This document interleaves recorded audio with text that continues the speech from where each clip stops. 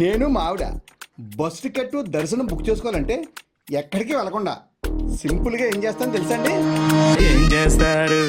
ఎన్టీఆర్ వైద్య సేవ కార్డు ఉందా అని నన్ను అడిగారండి. నేను ఏం చేస్తానో తెలుసా? హాయ్ చెప్తాను.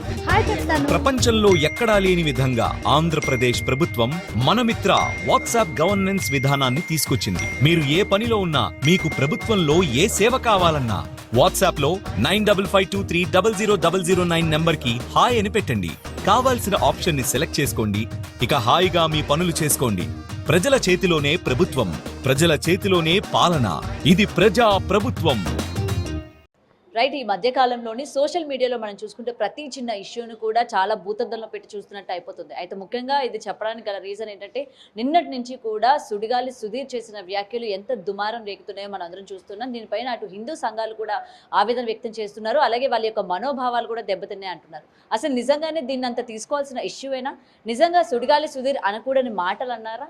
సో వీటన్నిటి గురించి కూడా మాట్లాడితే వాళ్ళ మనతో పాటు సీనియర్ జర్నలిస్ట్ దుర్గా వడ్లమనేని గారు ఉన్నారు. ఆవిడతో మాట్లాడి మరిన్ని విషయాలు తెలుసుకుందాం. నమస్తే మ్యామ్. నమస్తే అండి. రైట్. ఒక షోలోని సుధీర్ చేసిన వ్యాఖ్యలు ఏవైతే ఉన్నాయో, నందిని చూస్తూ రంభ గారిని ఉద్దేశిస్తూ మాట్లాడిన మాటలు ఇవాళ హిందూ మనోభావాలు దెబ్బతినేటట్టు ఉన్నాయి. దేవుళ్ళ గురించి ఈ విధంగా మాట్లాడడం కరెక్ట్ కాదు, అంత స్టేజ్ పైన అలాంటి ఒక వ్యక్తి అని చెప్పి కూడా ఇవాళ ఆయన్ని ట్రోల్ చేస్తున్న పరిస్థితి కనిపిస్తుంది. సో దీన్ని మనం నిజంగానే సీరియస్గా తీసుకోవచ్చా మేడం? ఆయన నిజంగానే అంత అభ్యంతకరమైన వ్యాఖ్యలు చేశారంటారా? అంటే ప్రతిదీ మీరు కాంట్రవర్సీ చేయాలనుకుంటే చేయొచ్చు. ఇప్పుడు అలా అనుకుంటే అసలు మనం తెల్లారి లేచి మనం మాట్లాడే మాటలు మీరు తీసుకుంటే తీర్థం పుచ్చుకున్నాడు, దీన్ని ఏ రకంగా వాడుతున్నారు మీరు? ఏ రకంగా వాడుతున్నారు? వాడచ్చా? వాడు శటకోపం పెట్టాడు అంటే మోసం చేశాడు, కైంకర్యం చేశాడు, డబ్బులు, మరి ఇవన్నీ దేవుడి పదాలే, అవునా కాదా? మీరు అలా అనుకుంటే సాగర్ సంగమంలో ఈ పదాలన్నీ ఉన్నాయి. ఎవరు? కమల్ హాసన్. తీర్థమా అండి? తీర్థం ఇప్పుడు కాదండి, గుళ్ళో ఇస్తారండి అంటాడు. తీర్థం అంటే అక్కడ Kamal Haasan what he will say మందు.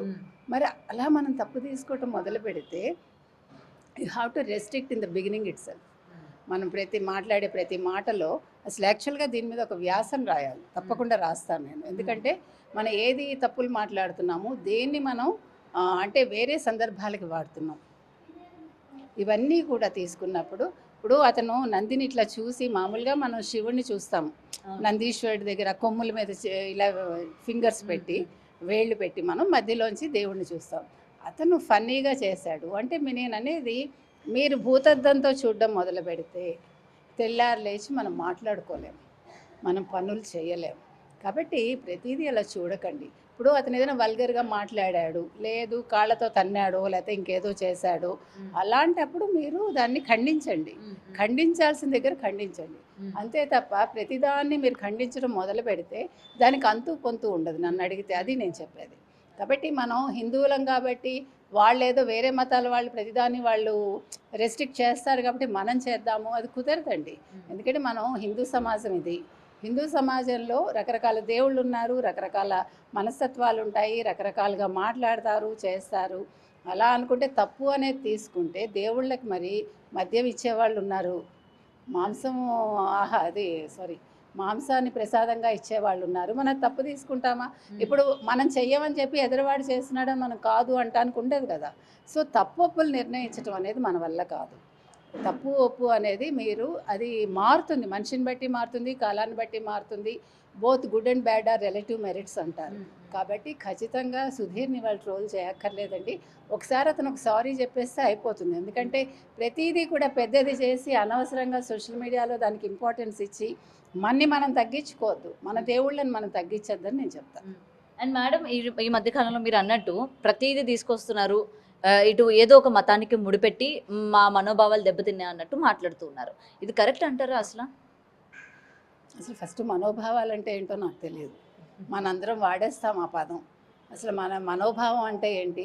ఇప్పుడు మీ మనోభావం ఏంటో నాకెట్లా తెలుస్తుంది? నాకు అది నచ్చి, ఇప్పుడు వేణుస్వామి ఉన్నారు, మొన్న వేణుస్వామి ఏం మాట్లాడారు? జాతకం ప్రకారం మందు ఎప్పుడు తాగాలి, ఎంత తాగాలి అని చెప్పాడు. దాన్ని మీరు ఖండించారా? మరి జాతకం ప్రకారం తాగటం ఉంటుంది ఎక్కడైనా? జాతకం ప్రకారం ఎప్పుడు చేస్తారో చెప్తారు. మొన్ననే వచ్చింది వీడియో, మీకు కావాలంటే పెడతాను నేను అనేది మీరు ఖండించాల్సినవి ఇలాంటివి ఖండించండి. వేణుస్వామి లాంటి వాళ్ళని, ఒక వర్మ లాంటి వాళ్ళకి చేసే కమెంట్స్ని ఖండించండి. ఇప్పుడు వర్మ లాంటి వాళ్ళు కూడా ఒకప్పుడు చాలా గొప్ప సినిమాలు తీసిన వర్మ ఈరోజు ఈ రకంగా మాట్లాడుతున్నారంటే మనకు అతనిలో ఒక పెర్వర్షన్ కనిపిస్తుంది. కాబట్టి అలాంటి వాళ్ళని ఖండించండి, అంతేగాని సరదాగా ఏదో చేశారని దాన్ని మీరు ఒక పెద్ద ఇష్యూ చేసేసి దాని మీద సుధీర్ చాలా మా మనోభావాలు దెబ్బతీశాడంటే అదంతా అంటే మాట్లాడాల్సిన అంశం కాదనేది నా ఉద్దేశం. Thank you ma'am.